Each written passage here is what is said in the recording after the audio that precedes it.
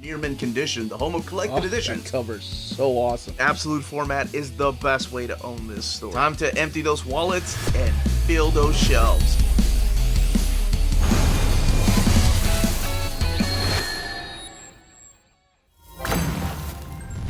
How's it going, all you minties? Uncanny Omar here from Near Mint Condition, the home of collected editions. And join me today as I do an overview of 3 Vault comics that come out in January of 2024. So, join me.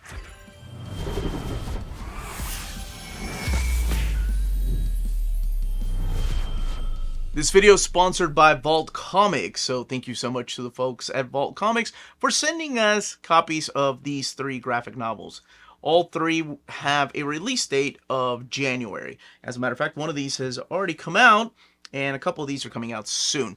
So what I'm going to do today is give you an overview of each one of these without going into spoilers, but kind of giving you the pitch and, of course, the showcasing of the artwork. So what I want to do is remind you to smash that like button, please. That goes a long way for us here on the channel, and it means the world to us. So we are going to kick it off today with Deadbox. Deadbox, the complete series, is by Mark Russell, Benjamin Tiesma, and Peter Kowalski. And this one came out on January 9th. Let's take a closer look at Deadbox. You have the creators up here, Russell, Tiesma, Kowalski, Popov, and World.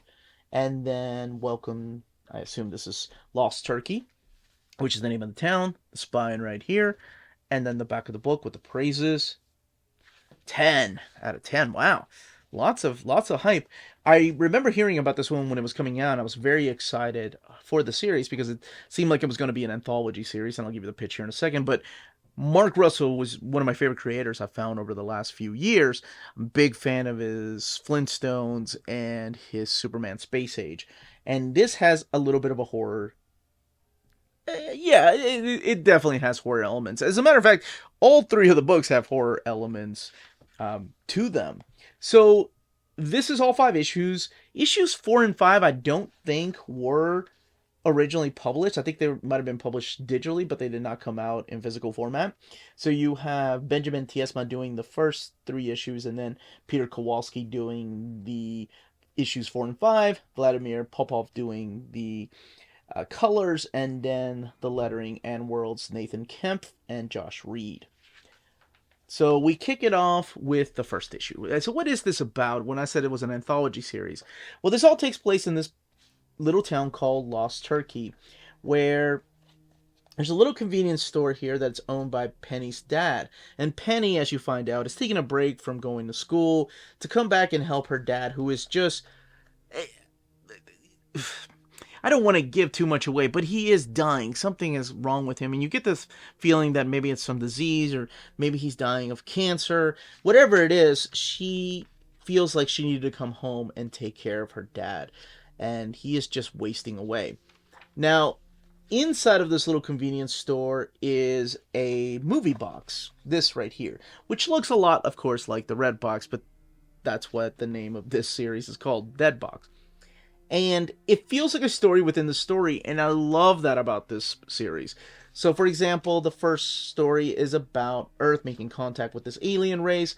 However, it takes our Earth representative 200 years to get there. By the time he gets there, he's an old, fragile man, and the aliens kind of kick him out. And what the movies that people watch, because it's not just her, there's other people that come and rent movies from this Deadbox, what they represent, it's kind of like a look inside of what's really happening in this town. Or it could have the answers that the people watching the movies are looking for. Or maybe just like an allegory for what's happening in the real world. And it's anything from sci-fi to horror to one of them is an adult theme. So yes, this one does have mature themes, so keep that in mind, and I'll try to tell you when they do. And in this little town, you're going to meet all kinds of interesting characters. But the one that I resonated with the most is, of course, Penny, just because through her you get to find out about all of these movies and where this might have come from, this Deadbox, and what it has to do with her dad's disease. And even though it's an anthology, it's mainly different movies in each of the issues. The story does have one continuing story arc that comes to play in issue number 3, and man, it is a rough issue to read, just because of what ends up happening, and I didn't see it coming like to that. But let me show you a little bit of what the artwork looks like here in the last 2 issues. And the back of the book has the covers. The book has 128 pages and retails for $19.99. Next up is The Savage Shores, the definitive edition from Ram V and Sumit Kumar. And this book came out on January 16th. Okay, let's take a closer look at this version of The Savage Shores, because The Savage Shores has been released before in a trade paperback format, and is still a trade paperback. But this is known as the definitive edition. So let's just quickly look at the differences here, which honestly, other than the lighter color to the red looking a little more orange, there's no difference there, even the framing. But the spine is different. Like these Savage Shores, all of this font right here is in uppercase, whereas here they're not even capitalizing these. Ramvi, Kumar, Astone, and Bidikar. And then the back of the books back here. So looking a lot different than over here. This giving you some praise for the book, and of course the definitive edition. So we're going to find out what makes this the definitive edition. Now, the Savage Shores is one of these books that I've talked about on my channel. We've done an old reader, new reader. As a matter of fact, a few years ago, that's what brought me to this book. I fell in love with it, and I pushed it on people, and I'm so glad that they keep bringing it back out to print. Here is a foreword by Kieran Gillen. This is something new. This was not in the previous trade paperback. And then some behind the scenes of the folks at Vault. And then, of course, Ram V, Sumit Kumar, Vittorio Astone, and Aditya Bidikar. And Vault Comics presents The Savage Shores with the cover on the left-hand side here. And then we kick it off. Now, this one does have mature themes too. Now, the premise of this particular book is about vampires, but it's such an interesting idea. It all takes place in the 18th century in India, where you have this British lord who happens to be a vampire. His name is Elaine. He escapes London and ends up arriving in Calicut, where there are no vampire hunters, and that's what he's running away from. However, when he gets here, there's more than just vampire hunters that you should be wary of. There are other monsters that lurk out in the dark and in the forest. Oh my gosh. And it's just, I have praised this book left and right, and mainly because I don't read enough about this particular time and about this particular place. It is so good. And the conflict between the East India Company and the, well, I don't want to spoil what happens, but there is definitely conflict here during this time, and it does not just involve the government or soldiers. I mean, we're talking about mythical creatures that live through here, and of the vampires too. But the color is just so beautiful and complementary to the art here. And if you've never read it, well, it's a good thing you waited, because now the definitive edition is out back on shelves. Now, let's look in the back here, because I want to say this is what they've added to the book. So we have the covers here, issue number 1, issue 2, these wraparound covers. 4 and 5 there. And then you have some more of the covers. And then the variant covers. Now, these have been collected before. That is an awesome Tomb of Dracula homage cover there. Now, this is new. This is the script to page. So this is the script on the left, and then the artwork here on the right-hand side with no colors. Oh my gosh. Even the pencils and inks look absolutely stunning. So the script to page is what they've added to this book. Now, this time around, the book has 208 pages. And I want to kind of bring my original copy back, because I want to make sure that's all they added. Because there's a couple things in there that seems like they added. So the original printing is over here on the left. And on the right is the new printing, and the colors look identical. Yeah, the colors look identical. There's nothing that has changed. But in the original printing, I want to say, yeah, it stopped with the variant covers. So the variant covers were the last thing you got. And in here, there were these covers right here. These are new. So that's why I hadn't seen that homage cover before. So these are new covers.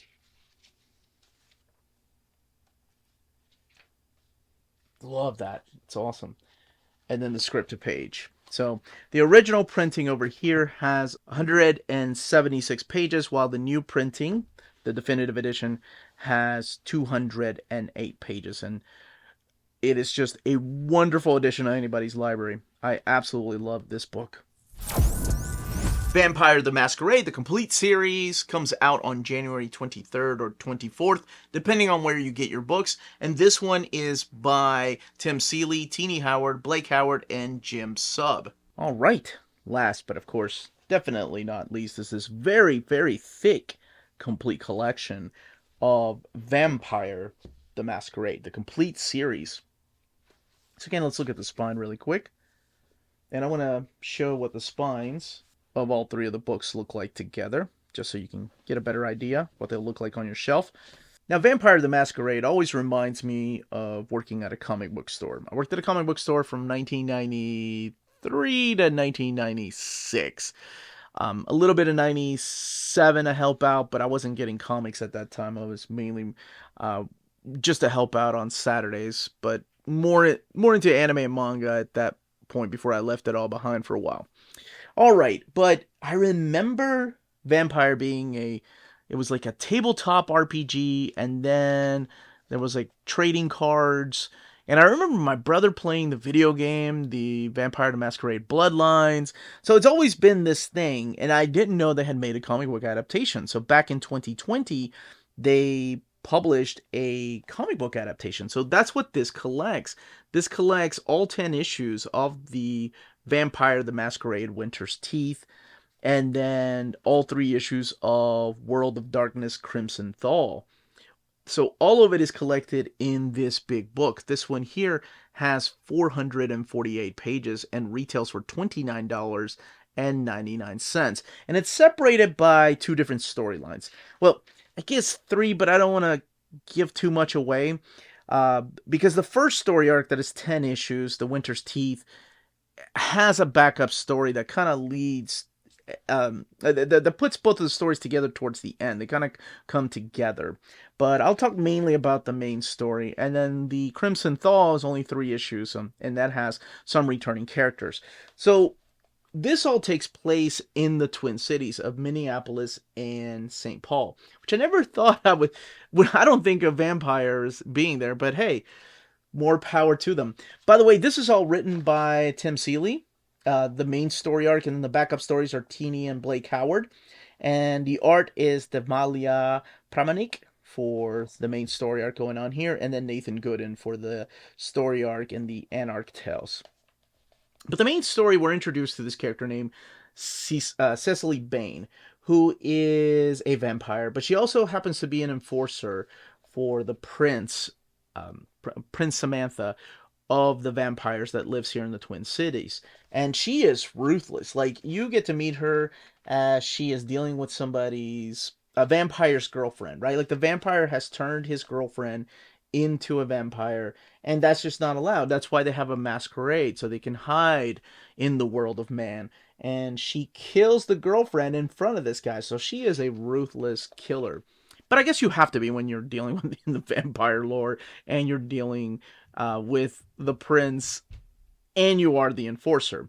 Now, this one, of course, has mature themes, and it does have a lot of horror elements because we are dealing with vampires. Now, she has her own backup story, which is really tragic, like when she turned into a vampire at the age of 18, so she will forever be 18 years old. She's still with her ex-husband who turned her into the vampire, and through here you get to find out when exactly she turned. As a matter of fact, it's in the back here. It reveals a little bit about that era that she did turn into a vampire. But it's interesting that she kind of keeps her ex-husband around. He's the one that turned her into one. But the tragic thing is, like, for example, she has a sister that has dementia, and she can cure her and turn her, but she doesn't want to, like, give her that evil that she knows resides inside of her. So she runs across this young lady named Alejandra. And Alejandra, we'll just call her Ali, it has secrets of her own. And she's running away from something. She's running away from her past. And so she takes her under her wing while still being the enforcer of the prince of the vampires here. And this is the Anarch Tales that focuses more on the character of Penelope and her crew. And these stories will come together by the time you get to issue number 10. So the pitch of this particular 10-issue stories is that, you know, we don't know who exactly Allie is, even though Cicely took her in. And there's been a murder. Somebody does end up murdering the prince here, Prince Samantha. Somebody does end up murdering her, and they have to figure out who that is. And there's all this inner, like, politics and turmoil that happens. And it just goes to show you that vampires are not as cool as you would think it would be to turn into one, just leaving the world behind.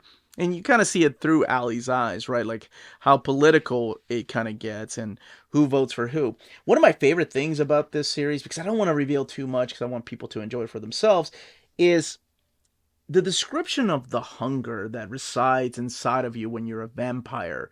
And I love that. I love that, you know, Cecily's explaining how it just turns you, like, there's this monster that lives inside of you and it wants out no matter what. And it is a constant battle. It's like scratching your insides, and that's what the hunger feels like. And you have to be careful whenever you're feeding on a human, because you can sometimes turn them or sometimes accidentally kill them. I really like that. Now, as the story continues, the more you start to find out that there's not just vampires in this world. So much so that by the time you get to the second part of this book, The Crimson Thaw, you get to find out that there's werewolves. So you have Werewolf the Apocalypse here, written by Jim Sub and Danny Lord. But the main story, The Vampire the Masquerade, is written by Tim Seeley-Tini and Blake Howard. And Julius Orta, is doing the art in this particular section. This is only a 3-issue story arc, and deals with this big battle that's coming between the werewolves and the vampires, and again, the inner politics of how things work. And I'm going to skip a little bit to show the extras, which are the role-playing game supplements. This is really cool. It's like if you want to set up your own game in this particular world, or I guess in the Twin Cities world. And they go into detail, and here, this is where you find out, like, the backup stories, or the background stories between some of these characters, how long some of them have been alive.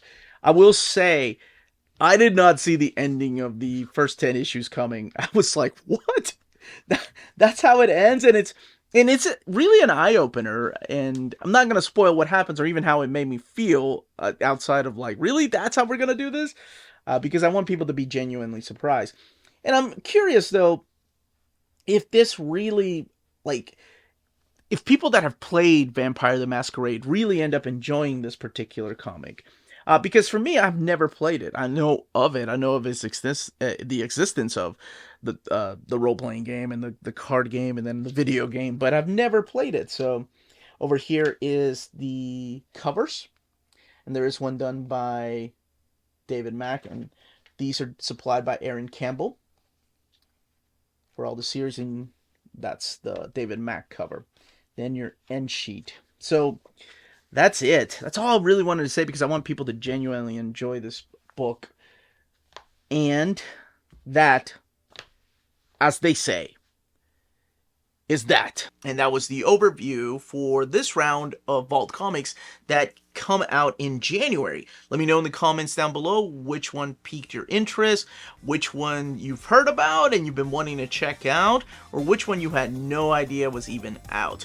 Leave those comments down below. If you have any questions, leave them down below. Don't forget to smash that like button. And again, thank you to Vault Comics. Everyone, stay healthy and safe out there. Much love.